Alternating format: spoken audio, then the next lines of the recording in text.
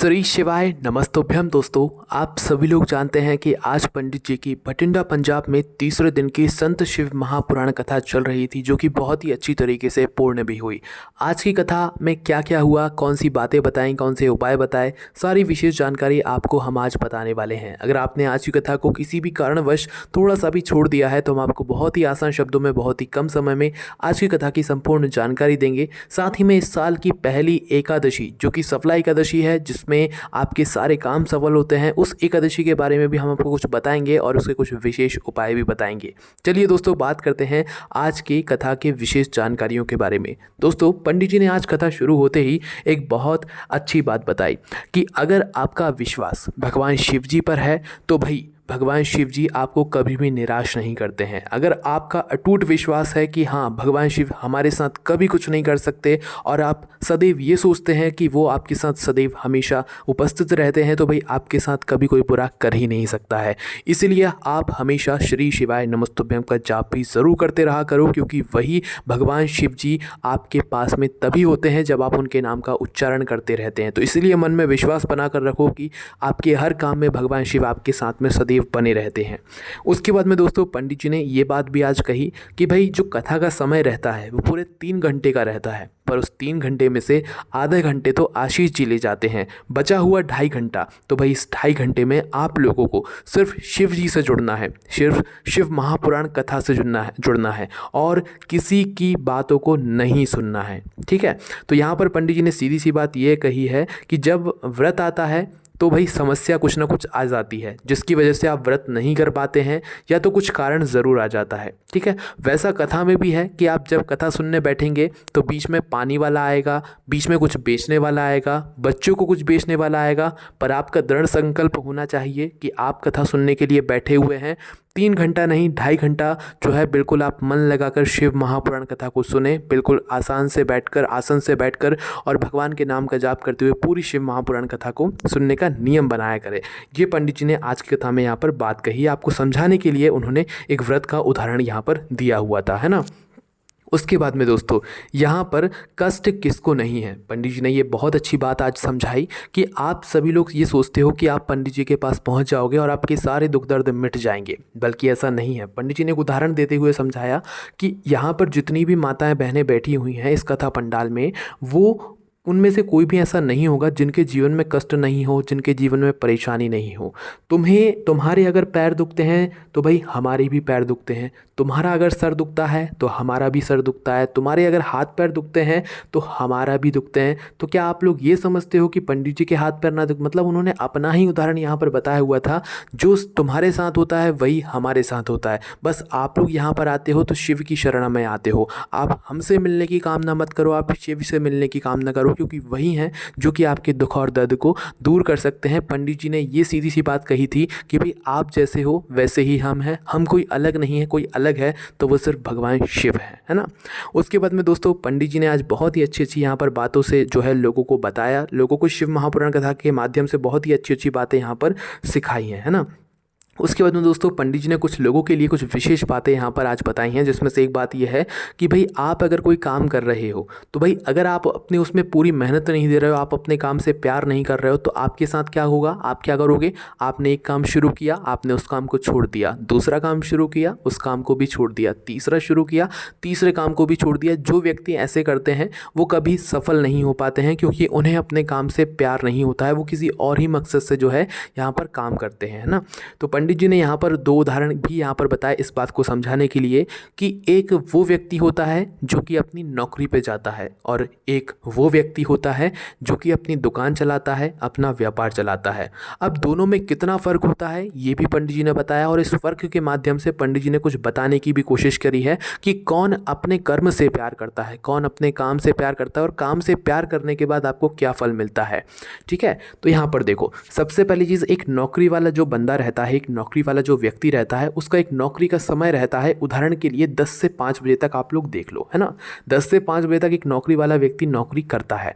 पर दोस्तों नौकरी वाला व्यक्ति प्रतिदिन जैसे ही 5 बजने से पहले 4 या 4:30 बजते हैं तो वो घड़ी देखना शुरू कर देता है और अपना सामान समेटना शुरू कर देता है, क्योंकि उसकी 5 बजे छुट्टी होती है और 5 बजे वो घर जाता है। ठीक है, ये किसके साथ होता है? जो व्यक्ति एक नौकरी करता है और नौकरी करते समय जब वो प्रतिदिन 4 से 4:30 बजते हैं, उसके छुट्टी होने से कुछ समय पहले तक वो अपने घड़ी को देखना चालू कर देता है कि हाँ अब उसे यहाँ से घर निकलना है। ठीक है, तो नौकरी वाले बंदे के साथ, व्यक्ति के साथ यही होता है कि वो हर समय हर दिन जो है यहाँ पर अपनी घड़ी को देखता है ताकि वो जल्दी से जल्दी घर पहुँच जाए। और कहीं ना कहीं वो अपने आप को भी कोसता रहता है कि भाई वो कहाँ पर नौकरी कर रहा है, कहीं बॉस पर वो गुस्सा होता है, कहीं अपने अधिकारी पर वो गुस्सा होता है। तो ये उस व्यक्ति के साथ होता है जो कि नौकरी करता है, जो अपने काम से प्यार नहीं करता है, क्योंकि अगर वो अपने कर्म से प्यार करता है तो वो ऐसे सब नहीं करता। उसके बाद में दूसरी बात करते हैं दुकानदारी या व्यापार की। जिसकी दुकान है, जिसकी व्यापार है, वो कभी घड़ी नहीं देखता। आपने देखा होगा वो नौकरी वाले व्यक्ति से पहले ही चला जाता है और नौकरी वाले व्यक्ति के बाद में आता है। मतलब एक जब किसी की दुकान होती है तो वो सुबह सुबह जल्दी निकल जाते हैं। नौकरी वाला तो जब भी 10 बजे जाता है, पर दुकान वाले उससे पहले निकल जाते हैं। और नौकरी वाले शाम को 5 बजे आते हैं, पर जो दुकान वाले होते हैं या जो व्यापार वाले होते हैं वो रात को 9-9, 10-10 बजे तक आते हैं। तो इसका मतलब क्या है? पंडित जी ने यहाँ पर सीधा सा ये मतलब बताया है कि भाई नौकरी वाले व्यक्ति को अपने काम से प्यार नहीं होता, पर जिसकी खुद की दुकान होती है, व्यापार होता है, उसे प्यार रहता है कि भाई ये उसका खुद का काम है। वो अगर दिन भर भी बैठा रहे तो भी उसे कुछ नहीं होगा, वो घड़ी नहीं देखेगा, वो बढ़िया रात्रि तक जो है बैठा रहेगा, क्योंकि उसे पता है कि रात्रि तक उसकी दुकान पर जो है, व्यापार में जो है ग्राहक आना मतलब ज़रूर आएंगे। ठीक है, तो इसे अपने कर्म से प्यार होता है। तो ये 2 चीज़ों का उदाहरण देते हुए पंडित जी ने समझाया कि आपको अपने कर्म से प्यार होना चाहिए। कर्म से प्यार करोगे तभी आपको अपने जीवन में सफलता यहाँ पर मिल पाएगी। ठीक है, उसके बाद में दोस्तों अब हम थोड़ा बात कर लेते हैं इस साल की आखिरी एकादशी के बारे में, जो कि 7 जनवरी 2024 के दिन पड़ने वाली है, जिस दिन रविवार पड़ रहा है। और इस एकादशी का नाम सफला एकादशी है। ये सफला एकादशी का महत्व बहुत बड़ा है। कहा जाता है कि इस एकादशी का व्रत रखने से आपके सारे बिगड़े हुए काम बन जाते हैं, सारे कामों में आपको सफलता मिलती है। अब सफला एकादशी के दिन एक बहुत ही बड़ा और विशेष उपाय है जिसको आप लोगों को इस दिन ज़रूर करना चाहिए। बहुत ही आसान उपाय है, भगवान शिव जी को प्रसन्न करने वाला उपाय है और कोई भी व्यक्ति इस उपाय को कर सकता है। मात्र करना क्या है, अगर आप भगवान शिव जी के मंदिर गए हुए हो इस सफला एकादशी के दिन, रविवार के दिन भगवान शिव जी के मंदिर में, चाहे सुबह गए हुए हो चाहे शाम को गए हुए हो, तो आपको करना क्या है, सुबह जा रहे हो तो 1 लोटा जल लेकर जाना, शाम को जा रहे हो तो दीपक बाती जो लेकर जा रहे हो वो लेकर जाओ। ठीक है, आपको करना क्या है, शिव जी के मंदिर पहुंचना है, पहले अपनी पूजन अर्चना कर लेना है। चाहे वो 1 लोटा जल आप चढ़ा रहे हो, चाहे बेलपत्र फूल वगैरह चढ़ा रहे हो, पहले अपनी पूजन अर्चना संपन्न कर लेना। पूजन अर्चना जैसे ही आप लोगों की हो जाए तो हो जाने के बाद आपको मात्र भगवान शिव जी के पास में बैठना है। पास में बैठने के बाद आप लोगों को पता है क्या करना है। शिव जी के पास में बैठकर आप लोगों को हाथ जोड़ना है और आंख बंद कर मात्र स्वधा नाम का उच्चारण, स्वधा नाम को 3 बार बोलना है। कुछ इस प्रकार से जैसे हम आपको बोलकर बता रहे हैं, स्वधा स्वधा स्वधा। ये स्वधा नाम दोस्तों पार्वती जी की नानी का नाम है। इस नाम में इतनी ताकत है कि जो व्यक्ति, जो भी बच्चा, कोई भी हो जो इस उपाय को करना चाहता हो, अपनी मनोकामना भगवान शिव जी से बोलना चाहता हो, अपने मन की कामना को पूर्ण करवाना चाहता हो, वो मात्र इस सफला एकादशी, साल की पहली एकादशी के दिन विशेष महत्व होता है, क्योंकि इसका इस दिन, साल की पहली एकादशी के दिन सुबह सुबह या जब वो मंदिर जाए इस दिन, तो भगवान शिव जी के सामने बैठकर मात्र स्वधा नाम को वो 3 बार बोल दे और भगवान से कुछ भी ना भी बोले ना, तो भी भगवान शिव उसकी दुख और समस्या समझ जाएंगे और वो उसके जीवन से दुख और समस्या को दूर कर देंगे और उसकी जो भी मनोकामना होगी वो पूर्ण ज़रूर होगी। स्वधा नाम का मात्र इस दिन इतना ज़्यादा महत्व होता है। बस स्वधा नाम को 1 बार ना बोलते हुए आपको 3 बार बोलना है, ना ज़्यादा बोलना है, ना 3 बार से कम बोलना है। इस बात का ध्यान रखना। ये वाला उपाय आप ज़रूर करके देखना। और इसी उपाय को दोस्तों आप अपने घर में बैठकर भी कर सकते हो। घर में बैठकर कैसे कर सकते हो, आपके घर में जो रसोई घर है ना, रसोई घर में जहाँ पर आपका पीने का पानी रखा जाता है, इस साल की पहली सफला एकादशी के दिन आप अपने रसोई घर में पीने के पानी वाले स्थान के पास में जो है स्वधा स्तोत्र के 12 श्लोक आते हैं। इन 12 श्लोकों को आप इंटरनेट से निकाल कर या यूट्यूब से निकाल कर 12 श्लोकों का पाठ आप मात्र इस दिन किसी भी समय कर लेना और भगवान से प्रार्थना कर लेना। आप विश्वास मानना, आपको जो चाहिए आपको वो मिलेगा। और नहीं भी बोलोगे ना तो भी बिना मांगे इस उपाय को करने के बाद यहाँ पर मिल जाएगा। इतनी ताकत होती है इस उपाय में। ठीक है, तो बस दोस्तों साल की पहली एकादशी थी तो हमने सोचा आप लोगों को एक विशेष उपाय बता दिया जाए, जो कि हमने आपको बता दिया। ये उपाय आपके जीवन से सारी दुख और समस्याओं को दूर कर देगा। अब हम बात करते हैं वापस से आज की कथा की बाकी बची हुई जानकारी के बारे में। दोस्तों यहाँ पर पंडित जी ने बताया है कि आजकल के लोग क्या होते हैं, कुछ लोग ऐसे होते हैं जो कि मतलब भगवान को मंदिरों में ढूंढते हैं कि भाई हम मंदिर जाएंगे और हमें वहाँ पर भगवान मिलेंगे। ठीक है, मंदिर में भगवान होते हैं, हम मानते हैं, पर भगवान क्या कहते हैं वो आप लोग सुनो। पंडित जी ने खुद यहाँ पर ये बात कही है कि भगवान ये कहते हैं कि भगवान को ढूंढने के लिए या भगवान के दर्शन करने के लिए तुम्हें मंदिर आने की ज़रूरत नहीं है। तुम्हारे घर में, तुम्हारे अपने के अंदर जब तुम्हें भगवान दिखने लगे ना, तो समझ लेना तुम्हें सच में भगवान का आशीर्वाद प्राप्त हो रहा है।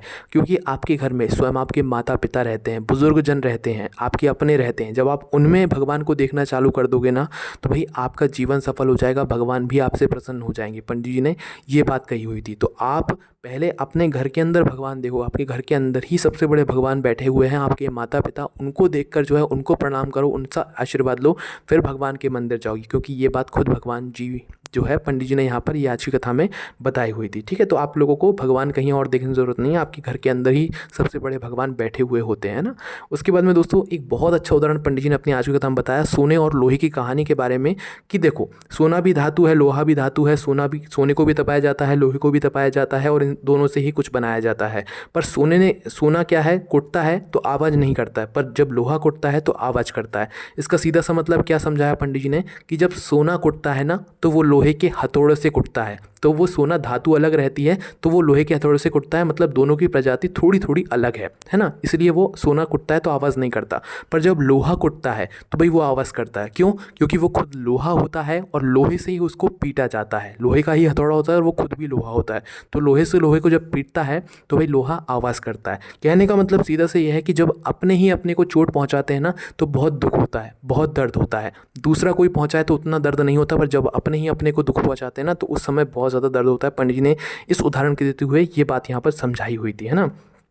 तो इसीलिए दोस्तों आप लोग जो है किसी के बारे में बुरा ना सोचें, किसी के बारे में बुरा ना करें, बस भगवान पर मतलब विश्वास रख के अपने कार्य को, अपने कर्म को करते रहें। आपको आशीर्वाद ज़रूर मिलेगा भगवान शिव जी का। दोस्तों यही कुछ आज की जानकारी आज की कथा में यहाँ पर बताई गई थी। आपको कुछ भी बातें समझ ना आई हो तो आप हमसे कमेंट करके पूछ सकते हैं। ओम नमः शिवाय, जय भोले बाबा, श्री शिवाय, नमस्तुभ्यम।